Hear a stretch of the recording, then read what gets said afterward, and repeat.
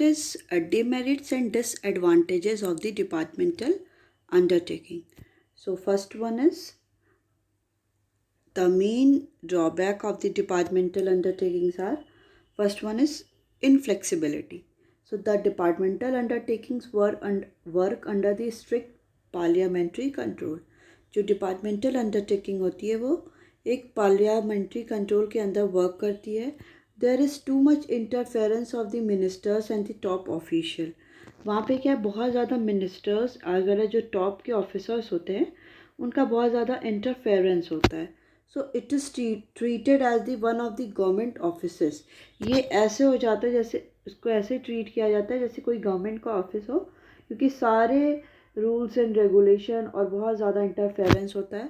So this reduces the flexibility and efficiency of the working. ये क्या करता है, रिड्यूस कर देता है किसी भी इंडिविजुअल की फ्लेक्सिबिलिटी, कैसे वो काम कर रहा है. किसी भी बिजनेस या पब्लिक सेक्टर अंडरटेकिंग की, डिपार्टमेंटल अंडरटेकिंग की फ्लेक्सिबिलिटी और एफिशिएंसी को बहुत ज़्यादा रिड्यूस कर देता है, बिकॉज कंटिन्यूसली इंटरफेरेंस होता है मिनिस्टर्स और जो भी टॉप ऑफिसर्स हैं. Next one is lack of motivation. So the departmental undertaking have no power to utilize their revenue as these are deposited in the treasury. Okay, so the departmental undertaking के पास कोई भी power नहीं होती है कि वो अपने to utilize their revenue वो utilize कर ले as these are deposited in the treasury. जो वो treasury में deposited है.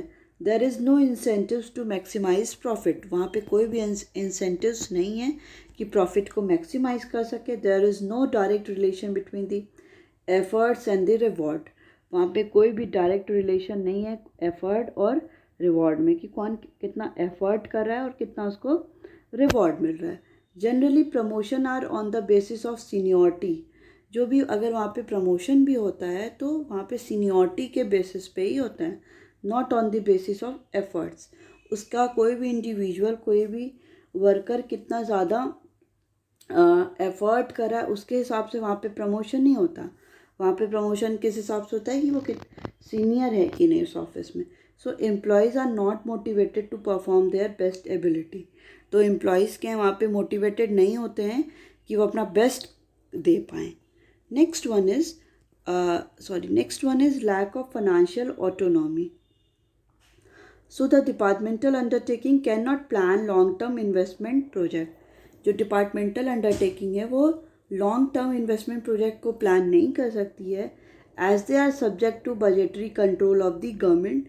क्योंकि ये क्या है, एक budgetary government के budget के control में ही होता है. as they are not allowed to use their own revenue. उनको ये अलाउ नहीं है कि वो अपने रेवेन्यू को यूज़ कर सके freely as they have to be deposited in the treasury. Freely उस हिसाब से जैसे वो डिपॉजिट करते हैं ट्रेजरी में गवर्नमेंट के. So it has no independence और the freedom of utilising funds in its own way. तो यहाँ पे कोई भी इंडिपेंडेंसी और फ्रीडम नहीं होती है कि अपने फंड्स को, वहाँ के फंड्स को यूटिलाइज कर सके इन its own way. Okay, next one is inefficient management. So the departmental undertaking are managed by the government official. जो departmental undertaking होती है वो गवर्नमेंट के ऑफिशियल उसको ही मैनेज करते हैं. So these official are overburdened with the paper work. वो सारे जो ऑफिसर्स होते हैं वो क्या होते हैं, ओवरबर्डनड होते हैं पेपर वर्क के साथ, क्योंकि उन्हें पेपर वर्क बहुत ज़्यादा होता है. They spend maximum time to answer the queries from the parliament और द मिनिस्ट्री. वो क्या करते हैं, अपने मैक्सिमम टाइम को जो भी पार्लियामेंट और मिनिस्ट्री के उनके क्वेरीज़ हैं पार्लियामेंट में, या उनको कोई ऑफिसर मिनिस्टर्स को, टॉप ऑफिसर्स को अगर प्रॉब्लम है तो ज़्यादातर वहाँ के जो एम्प्लॉयज़ हैं वो उनका आंसर करने में ही रह जाते हैं. So they can be transferred any time. वो कभी भी उनका ट्रांसफ़र भी हो जाता है. As a result they have less sense of responsibility and efficiency. और इसके रिज़ल्ट में क्या है कि उनके पास बहुत लेस अमाउंट में या लेस सेंस में responsibility as well as efficiency होती है. Okay, next here it is given the red tapism. Okay, sorry. So red tapeism and bureaucracy refers to delay in decision due to many formalities. Red tapism और bureaucracy का मतलब क्या होता है कि जो भी डिसीज़न लिए जा रहे हैं उनमें क्या हो रहा है, बहुत डिले हो जा रहा है ड्यू टू मैनी फॉर्मेलिटीज़, बहुत सारी फॉर्मेलिटीज़ होने की वजह से the decision in the departmental undertaking are delayed due to administrative formalities. जो भी डिसीज़न हो रहे हैं डिपार्टमेंटल अंडरटेकिंग में वो डिले हो जा रहे हैं क्योंकि एडमिनिस्ट्रेटिव फॉर्मेलिटीज़ है, पेपर वर्क है, प्रोसीजर है, ओके इन लोग की वजह से क्या है कि जो भी डिसीज़न है डिपार्टमेंटल अंडरटेकिंग के उसमें डिले हो जाता है, लेट हो जाता है। सो इनोवेशन हो गया, बोल्ड अप्रोच हो गया, immediate action which are essential for the growth of an enterprises have no place in the departmental undertaking. ठीक है, जहाँ पे इमीडिएट एक्शन होना चाहिए, कोई भी ग्रोथ अगर करना है किसी भी इंटरप्राइजेस का, तो have no place in the departmental undertaking. तो डिपार्टमेंटल अंडरटेकिंग में इन सब चीज़ों के लिए कोई भी प्लेस नहीं है। नेक्स्ट वन इज सुटेबिलिटी, कि ये सुटेबल कहाँ है। So the departmental undertaking are suitable in the following cases. First one is where utmost secrecy is required, that is different. जहाँ पे बहुत ज़्यादा सीक्रेसी रिक्वायर्ड है वहाँ के लिए ये क्या है, परफेक्ट है। नेक्स्ट है where government control is necessary, that is broadcasting. जहाँ पे गवर्नमेंट का कंट्रोल क्या है, नेसेसरी है। Where huge investment is involve, जहाँ पे बहुत ज़्यादा इन्वेस्टमेंट इन्वॉल्व है, like aircraft, iron and steel etcetera. Undertaking is a source of revenue, undertaking क्या है, एक सोर्स है रेवेन्यू का, like railway. Okay, so in all the situation पे जो आपका डिपार्टमेंटल अंडरटेकिंग है वो सुटेबल है। Next one is public corporation or the statutory corporation. So statutory corporation is a body corporate formed by a special act of the parliament or by the central or the state legislature. कि जो statutory corporation होता है वो एक body होता है जो कौन किसके थ्रू बनता है, स्पेशल एक्ट, पार्लियामेंट के स्पेशल एक्ट के थ्रू बनता है और बाय द सेंट्रल और स्टेट लेजिस्लेचर के थ्रू बनता है। So it is fully finance by the government. ये क्या होता है, फुली फाइनेंस कौन करता है, गवर्नमेंट करती है। It powers, object, limitation etcetera decided by the act of legislature. इसके जो भी पावर हैं, ऑब्जेक्टिव है, लिमिटेशन है, वो कैसे डिसाइड होता है, एक्ट ऑफ लेजिस्लेचर की वजह के थ्रू होता है। For example Indian airlines, air India, state bank of India, life insurance corporation of India, food corporation of India, oil and natural gas corporation etcetera. ये सारे क्या हैं, आपके एग्जाम्पल हैं पब्लिक कॉरपोरेशन के। And the next one is features of the public corporation. So it is created by an act of parliament और central और the state legislature. ये किसके थ्रू बनता है, ये बनता है एक्ट ऑफ पार्लियामेंट के और सेंट्रल और स्टेट लेजिस्लेचर के थ्रू। The power, objective and limitation of the public corporation are defined in the act only. जो भी पावर है, ऑब्जेक्टिव है, लिमिटेशन है पब्लिक कॉरपोरेशन के, are defined in the act, act में डिफाइंड होते हैं। It's operate under total control of the central और द स्टेट गवर्नमेंट। ये टोटल ये किसके अंदर ऑपरेट होता है, सेंट्रल और स्टेट गवर्नमेंट के अंदर। It is a separate legal entity, it gets incorporated automatically when act is passed in the parliament. ये क्या सेपरेट लीगल एंटिटी है, ये क्या होता है, इनकॉर्पोरेटेड हो जाता है अपने आप ही, जैसे ही एक्ट क्या है पार्लियामेंट में पास हो जाएगा। It is manage by the board of director who are nominated by the government. इसको मैनेजमेंट कौन करता है, जो भी बोर्ड ऑफ डायरेक्टर हैं जो गवर्नमेंट के थ्रू क्या हुए हैं, नॉमिनेटेड हुए हैं। The public corporation has its own rules of recruitment and remuneration. जो पब्लिक कॉरपोरेशन है उसके अपने रूल्स हैं रिक्रूटमेंट करने के, किसको अपॉइंटमेंट करना है, सैलरी कैसे देना है, for its staff and the employees, जो भी उनके स्टाफ और एम्प्लॉयज़ हैं। So it enjoys administrative autonomy as it relatively free from the political interference. ठीक है, ये एडमिनिस्ट्रेटिव ऑटोनॉमी को एंजॉय करती बिकॉज डिपार्टमेंटल अंडरटेकिंग की तरह इसमें पॉलिटिकल इंटरफेरेंस नहीं होता है। ठीक है, the main motive of the public corporation is service to general public. जो मेन मोटिव है पब्लिक कॉरपोरेशन का क्या है, वो सर्विस प्रोवाइड करना जनरल पब्लिक को। It is accountable to the parliament और the state legislature for its operation. ठीक है, जो भी ये किसके लिए अकाउंटेबल है, ये स्टेट और पार्लियामेंट के लिए अकाउंटेबल है। It has to be submit its annual report on its working. इन्हें क्या करना पड़ता है, अपने एनुअल रिपोर्ट अपनी जो भी वर्किंग के सबमिट करना पड़ता है पार्लियामेंट में। The account of the public corporation are generally audited by the controller and the auditor general, जिसको बोलते हैं कैग। तो इसके थ्रू क्या होता है, इनका ऑडिटिंग भी होती है। ठीक है, sorry. Next one is merit and demerits of the public corporation. So first one is administrative autonomy. So a public corporation is able to manage its affair with the independence and flexibility. जो public corporation होता है वो क्या करता है, able है manage अपने affairs को इंडिपेंडेंटी और फ्लेक्सिबिलिटी के साथ। ठीक है, कोई भी डिपेंडेंसी नहीं है यहाँ पे, कोई भी यहाँ पे बहुत ज़्यादा फ्लेक्सिबिलिटी भी है। ठीक है, next one is quick decision. So public corporation is relatively free from the red tapism.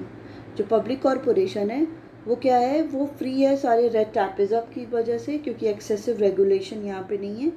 As there is less file work and less formalities to be completed before taking decision. ठीक है, यहाँ पे क्या है, बहुत लेस फाइल वर्क बहुत कम है, formalities भी कम है, कोई भी to be completed before taking decision, कोई भी डिसीजन लेने से पहले यहाँ पे बहुत ज़्यादा लीगल फॉर्मेलिटीज़ नहीं करनी पड़ती है। Third one is service motive. The activities of the public corporation are discussed in the parliament.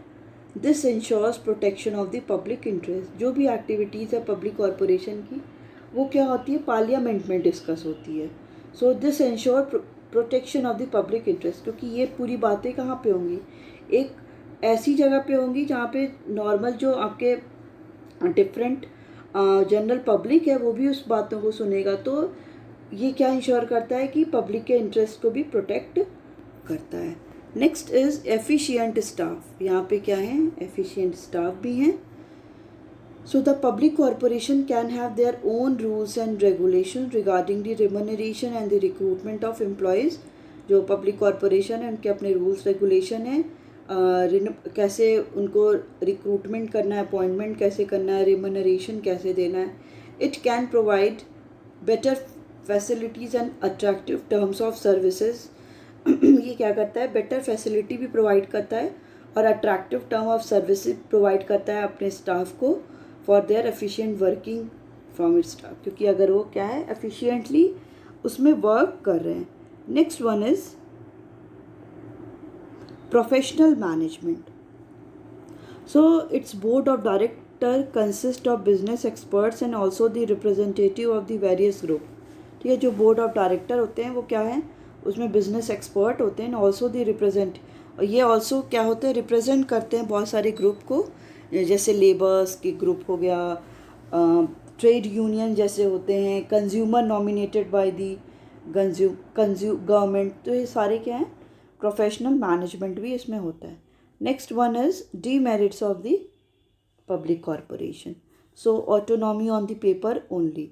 Okay, so the autonomy and flexibility of public corporation is only for the name से। ठीक है, जो भी autonomy और flexibility provide करा है वो बस नेम के ही है हिसाब से, बस नाम पे ही है कि दे दिया गया, बट एक्चुअली में क्या है, ऑटोनॉमी पेपर में ही है, बस रियलिटी में इतनी ऑटोनॉमी प्रोवाइड नहीं है। Practically ministers, government official, political parties often interfere with the working of these corporation. Practically क्या होता है, ये सारे क्या करते हैं, आपके इंटरफेरेंस इनका होता रहता है। Next one is lack of initiative. So public corporation do not have to face any competition and are not guided by the profit motive. जो भी पब्लिक कॉरपोरेशन होते हैं उनको कोई भी कंपटीशन फेस नहीं करना पड़ता है, क्योंकि गवर्नमेंट के होते हैं and are not guided by the profit motive, और इनका मोटिव भी कोई प्रॉफिट का नहीं होता है। So the employees do not take initiative to increase the profit and reduce loss.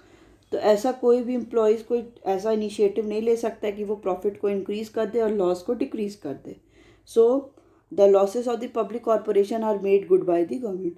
कि जो भी लॉस हो रहा है पब्लिक कॉरपोरेशन का, सब ये सारा क्या है, गवर्नमेंट के ही थ्रू ही सारा कंट्रोल और मैनेज भी किया जाएगा। Next one is rigid structure. So the object and the powers of the public corporation are defined by the act and these can be amended only by the amending the statute or the act. ठीक है, तो ये क्या होते हैं, जो भी सारे जो ऑब्जेक्ट है और पावर है वो कैसे होते हैं, बाय द एक्ट के ही थ्रू ही होते हैं. Amending of the act is time consuming and the complicated task. अब कोई भी एक्ट को अमेंड करने में क्या हो जाता है, पार्लियामेंट में जाओ उसको अमेंड करो तो ये सारा क्या हो जाता है, बहुत टाइम कंज्यूमिंग भी हो जाता है एज वेल एज कॉम्प्लिकेटेड भी हो जाता है. Next one is unfair practices. So the government board of a public corporation में इंडल्ज इन अनफेयर प्रैक्टिसेस. ठीक है, जो गवर्नमेंट गवर्निंग बोर्ड होता है पब्लिक कॉरपोरेशन का वो समटाइम्स अनफेयर प्रैक्टिसेस में भी इंक्लूडेड होता है. So it may charge unduly high prices to cover up inefficiency. तो ये लोग क्या करते हैं, हाई प्राइस को चार्ज करते हैं कि जो भी उनकी इनएफिशिएंसी है वो उसको कवर कर लें. Suitability. Okay, so the departmental undertaking are suitable in the following cases: when utmost secrecy is required, defense में, when government control is necessary, and when huge investment is involved, undertaking is a source of revenue. Okay,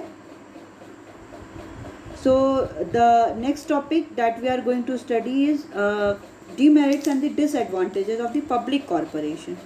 So the public corporation is suitable when undertaking required monopoly power. कि जब undertakings में जो public sector undertakings हैं उसमें क्या है, monopoly power की ज़्यादा रिक्वायरमेंट है, सिंगल ओनर की ज़्यादा रिक्वायरमेंट है. In that case it is suitable.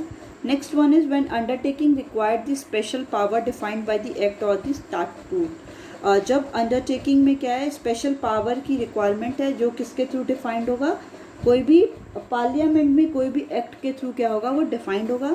When undertaking require regular grants from the government.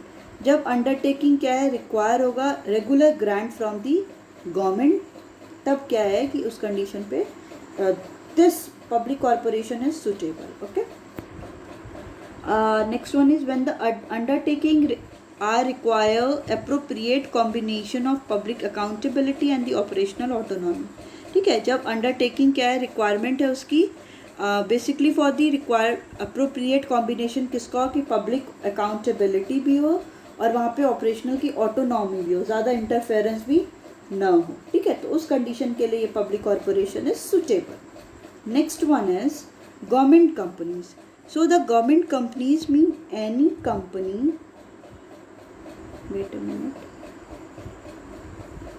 The government company, the government company means any company in which at least 51% of paid up share capitals is held by the center or the state government. की government company कोई ऐसी company जिसमें at least 51% paid up capital किसके through होना चाहिए, central और state government का, और बाय दी सेंट्रल और स्टेट गवर्नमेंट. ओके, सेंट्रल और स्टेट गवर्नमेंट का पार्शली और फुल होना चाहिए किसके थ्रू, सेंट्रल और state government. The government companies are governed and ruled by the provision of Companies Act 1956. ठीक है, जो भी गवर्नमेंट की कंपनी है वो किसके थ्रू गवर्न और रूल्ड हुई हैं, कि कंपनीज एक्ट 1956 की तरह जैसे अदर रजिस्टर्ड कंपनीज होती हैं. इसके एग्जांपल हैं आपके सेल हो गया, Steel Authority of India, STC State Trading Corporation, Hindustan Machine Tools. So these all are the some government company जिसमें गवर्नमेंट का और स्टेट गवर्नमेंट, सेंट्रल और स्टेट गवर्नमेंट का 51% शेयर कैपिटल होता है. ठीक है, नेक्स्ट है इसका features of the government company और दी भेल. फीचर्स क्या हैं इसके, तो पहला है आपका registration. So the government company gets incorporated under the companies act 1956. जो भी गवर्नमेंट कंपनी है वो इनकॉर्पोरेटेड कैसे होती, रजिस्टर्ड कैसे होती, कंपनीज एक्ट 1956 के अंदर. So all the provision of the companies act are applicable on the government company. ठीक है, जो भी प्रोविजन है कंपनीज एक्ट के वो एप्लीकेबल कैसे हैं, गवर्नमेंट कंपनी पे.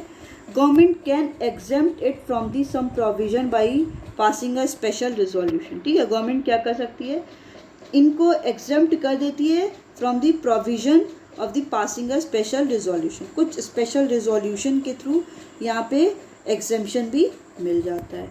Next one is ownership. तो the government company is wholly और partially owned by the government, कि जो गवर्नमेंट कंपनी या होली पूरा या तो पार्शली कुछ पार्ट में क्या है ये partly owned by the government, government के थ्रू ओन होती है। The share capital of this company is owned by the government of India in the name of president. इस कंपनी के जो भी शेयर्स होते हैं, शेयर कैपिटल होते हैं, वो कैसे ओन होते हैं? गवर्नमेंट ऑफ इंडिया के थ्रू होती हैं। और किसके नाम से होते हैं? प्रेसिडेंट के नाम से इसके शेयर कैपिटल को ओन किया जाता है। Next one is management. So the government company is managed by the board of director who are nominated by the government.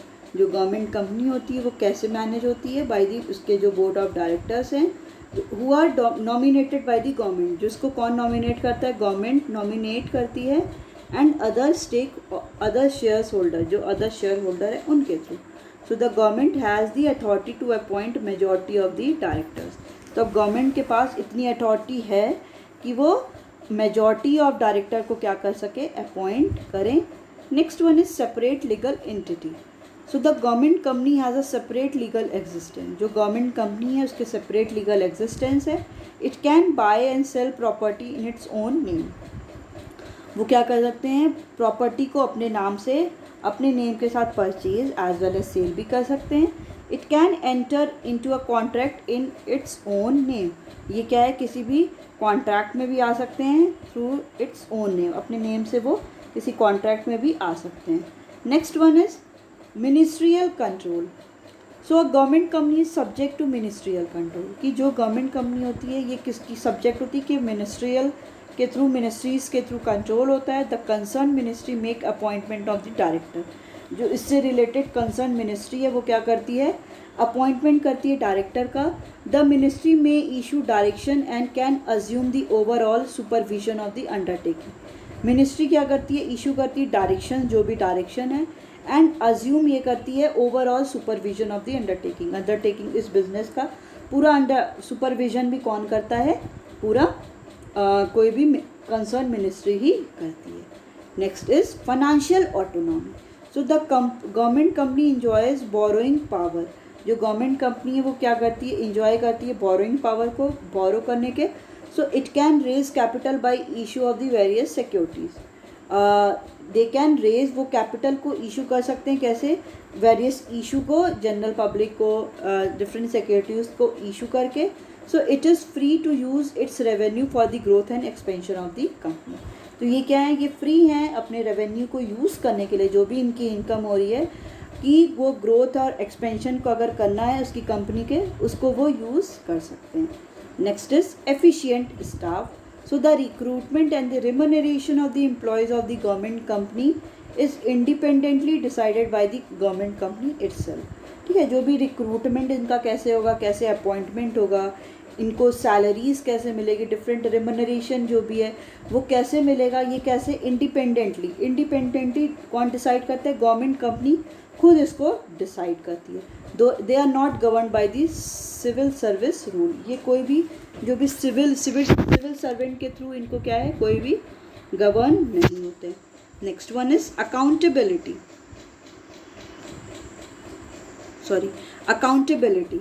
So the government companies are accountable to the ministry or the department concerned. जो government company होती है वो किसके लिए accountable होती है? Ministry और department concern, department और मिनिस्ट्री के कंसर्न में। It's annual report is presented and discussed in the parliament और द स्टेट असेंबली। इसके जो भी एनुअल रिपोर्ट हैं वो कहाँ प्रेजेंट होते हैं और डिस्कस होते हैं? पार्लियामेंट और स्टेट असेंबली में क्या होते हैं? डिस्कस्ड होते हैं। तो गवर्नमेंट कंपनी क्या है? अकाउंटेबल है, रिस्पॉन्सिबल है टू द मिनिस्ट्री और द डिपार्टमेंट। जो भी कंसर्न डिपार्टमेंट है उसके लिए वो लोग क्या है? रिस्पॉन्सिबल है। ठीक है, नेक्स्ट अब आता है आपका merit and disadvantage of the government company. The main advantages of the government companies are, first one is administrative autonomy. The government company is relatively free from the government and political interference. जो government company होती है वो क्या है? Free होती है कोई भी गवर्नमेंट और पॉलिटिकल इंटरफेरेंस से।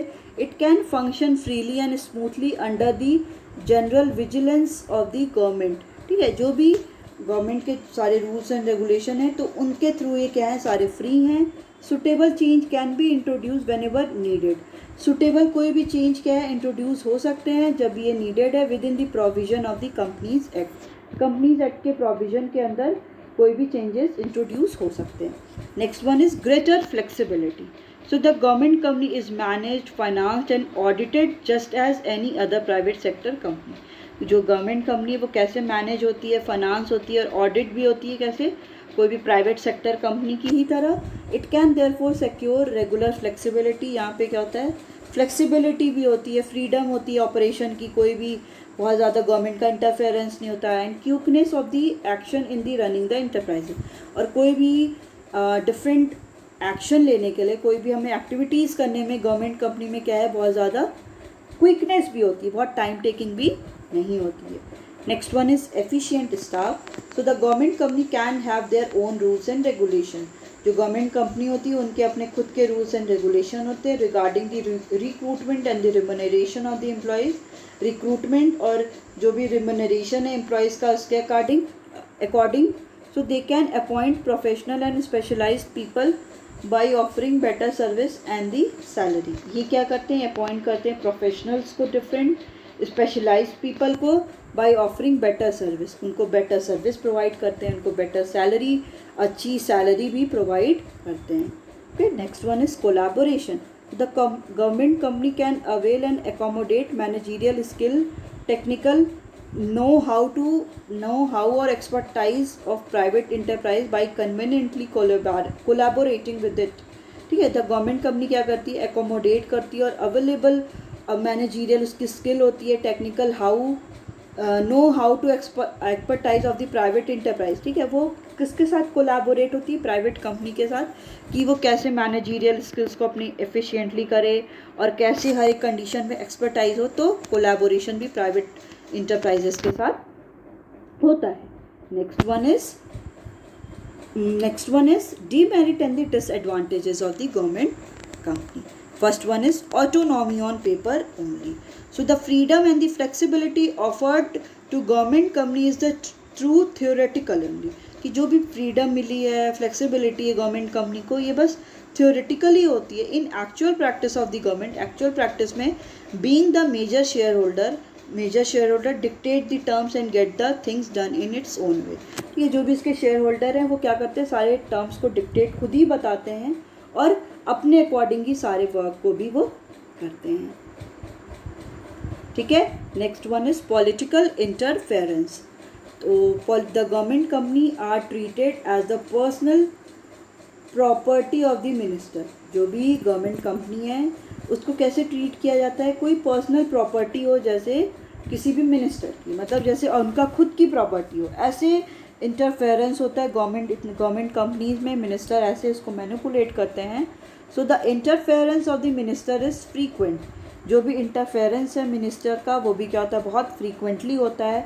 The operational policies of the government companies are formed according to the whims and the fancies of the ministers. जो भी ऑपरेशन पॉलिसी होती है गवर्नमेंट कंपनी की, they all are according to the will. जो जितनी भी उनकी विल्स हैं डिफरेंट मिनिस्टर्स की, उनकी डिज़ायर हैं, उसी के अकॉर्डिंग क्या होते हैं सारे गवर्नमेंट कंपनी के डिफरेंट पॉलिसी भी वैसे ही बनते हैं।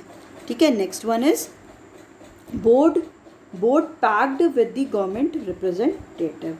So the board of directors in the government companies is appointed by the government. जो भी बोर्ड ऑफ डायरेक्टर्स होते हैं किसके, आपके गवर्नमेंट कंपनी के, वो किसके थ्रू अपॉइंट होते हैं, गवर्नमेंट के थ्रू ही अपॉइंट होते हैं। So these director always try to please the government. तो ये सारे जो डायरेक्टर होते हैं वो हमेशा क्या ट्राई करते हैं, वो they always try to please with the government. कि वो हमेशा एक गुड रापोर्ट किसके साथ बनाना चाहते हैं, गवर्नमेंट के साथ, rather than improve efficiency of the government company. वो ज़्यादा ये फोकस करते हैं कि वो अच्छा प्रॉपर एक पर्सनल रिपोर्ट या अपना अच्छा काम निकालने के लिए गवर्नमेंट के साथ ज़्यादा क्या होते हैं, प्लीज़ हो जाते हैं, उनके साथ ज़्यादा मिक्स्ड हो जाते हैं, रादर देन वो ये नहीं सोचते हैं कि उनको अपनी जो भी अपना गवर्नमेंट कंपनी है उसको हम एफिशिएंसी को इम्प्रूव करें। ये उनको नहीं सोचना होता है। वो ज़्यादा किसके, गवर्नमेंट के ज़्यादा वो उसको प्लीज़ करने में, उनको खुश करने में ही वो ज़्यादा लगे रहते हैं। Next one is suitability. Okay, so the government company is suitable form of organization. जो गवर्नमेंट कंपनी है वो सुटेबल है ऑर्गेनाइजेशन किस कंडीशन पे? Where the government wants to control a company in a private sector without nationalization. जब government क्या है, जब ये गवर्नमेंट वांट करे, जब गवर्नमेंट चाहे कि वो कंट्रोल कंपनी को कंट्रोल कैसे करे, इन द प्राइवेट सेक्टर में कंट्रोल करे विदाउट नेशनलाइजेशन, उसे बिना नेशनलाइज्ड किए गवर्नमेंट जब ये चाहे कि कंपनी को इन अ प्राइवेट सेक्टर में इसको कंट्रोल करे. When government wants to go for a collaboration with the private enterprises, जब गवर्नमेंट क्या है वो ये प्रेफर करे कि वो कोलैबोरेशन किसके साथ करे, प्राइवेट इंटरप्राइजेज के साथ करे. And where the project require government planning and the fund, जहाँ पे क्या हो कि